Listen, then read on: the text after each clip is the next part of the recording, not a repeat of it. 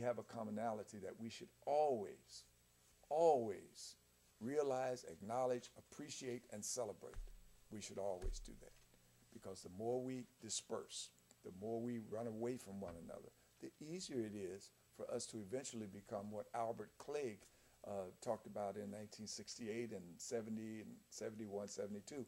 He called us a non-people if we would allow these kinds of things to happen. Do you want to be a non-people? Do you want to be invisible? You want to just disappear from the landscape in this country? That's what's going to happen if we buy into this latest thought that we're now more than one race. That's exactly what's going to happen. And it's by design that we just disappear and fold ourselves into the fabric and assimilate and disappear into the fabric of this country, never to be heard from again. And we'll disappear from the face of the earth as a people in the United States, and all of a sudden become some kind of a homogenized amalgam of a people. Do you want that? I know I don't, because we have a common heritage, we have a common culture, we have a common history. And you should be proud of that. Yeah, some terrible things happen to us, but you should still be proud of it, because if were it not for those folks who took those terrible things happening to them, you wouldn't even be here. We are the sons and daughters of those enslaved Africans who would not die, who could not be killed. We are their ancestors. We, not their ancestors, we are their progeny. And we should be proud of them, so much so that we'll stand up collectively and do what must be done to build an economy for ourselves, such as what they did when they got here, as far back as the 16 and 1700s. And you look back in history, you can see all kinds of economic challenges, but you can see economic victories among black people in this country. Throughout history, throughout the time that, ever since we got here, you can see that. How can we not be proud of that? How can we just let that go? How can we abandon that to the wind and ignore it? How can we be on the road to being a non-people and be satisfied with that, to the degree that we just sit back and sleep and deny what's going on with us in this country, and then allow our children's future to be in jeopardy? How can we do that? I can't do it. I don't know about you, but I just can't do it. So a piece of that charge that I'm laying out here today is that we get more involved in that tourism industry. It's there. It's virtually recession-proof. People are going to travel. People are going to visit. People are going to go to events. We love to be entertained. We're going to do that. People went down to New Orleans in August to go to the music festival and generated $120 million in New Orleans. You know what happened in New Orleans in August of 2005 when Katrina came through. Some of those people 2 years later are still living the same way they were the day after Katrina left. Living in trailers, living in squalor, the same kind of conditions.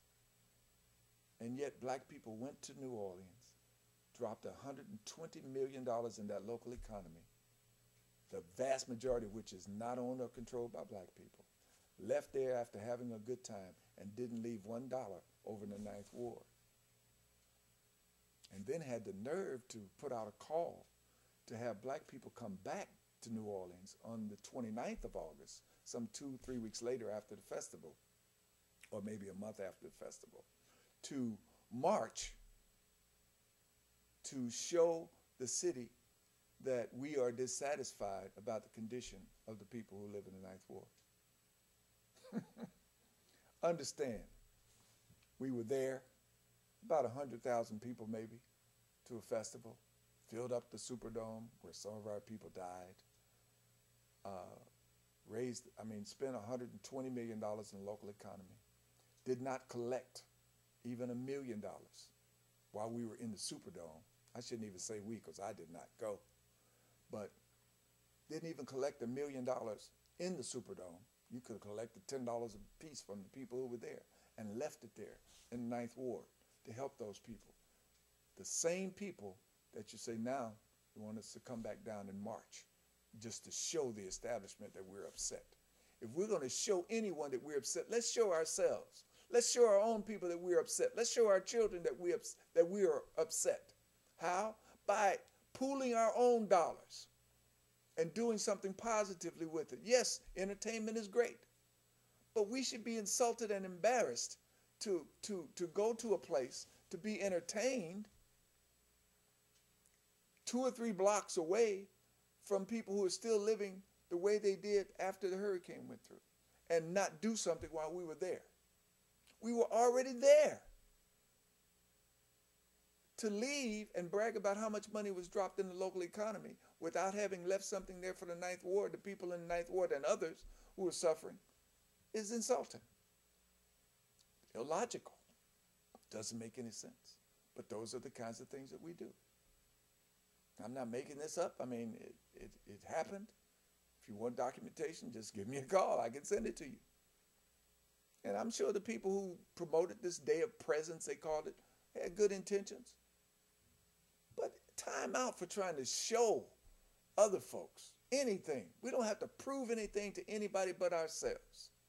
We don't need to be validated by anyone else.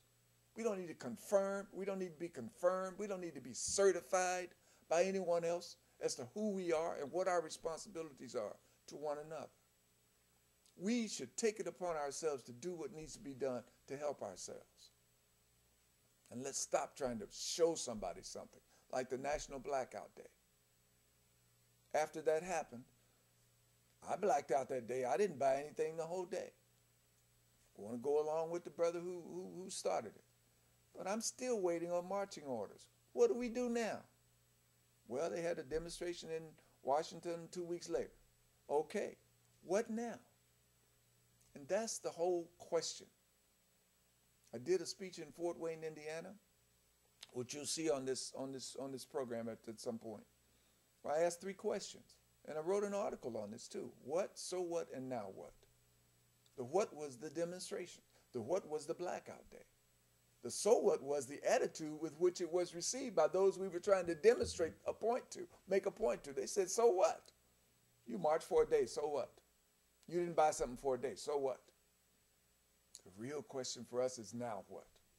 Not for them, but for us. Now what? What are we going to do?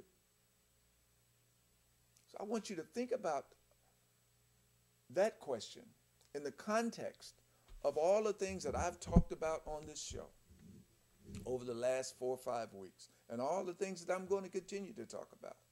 You think about it in the context of now what? Because that's where the substance is. That's where it's going to be found. What are we going to do? If we're going to sit around it every year, and you know we've done it, every year the music festival comes, we have complaints when it leaves about how we were treated, what we didn't get, all of these kinds of things, every year. Now what? That's what we have to constantly deal with, the now what. Tourism, same thing. Let's not allow 2008, which will be probably the largest convention year in the city of Cincinnati, maybe in the history of Cincinnati, with 2 major conventions coming, the NAACP and the National Baptist Convention, which is the largest black convention in the country. And the NAACP is probably not too far behind. Those 2 are going to be here. What you read in dominant media says, oh, we're so glad they're coming because they're going to bring millions of dollars. But what you read in our media, or what you see in our so-called community, is not going to be the millions and millions of dollars unless we do something about it. So we need to start now. This is still 2007. We have a little time. We need to take care of our business in this tourism industry and form our own entities through which we can make sure that some of those black dollars that come to this city are channeled to our black businesses so that we can start doing what we talk about, recycling black dollars.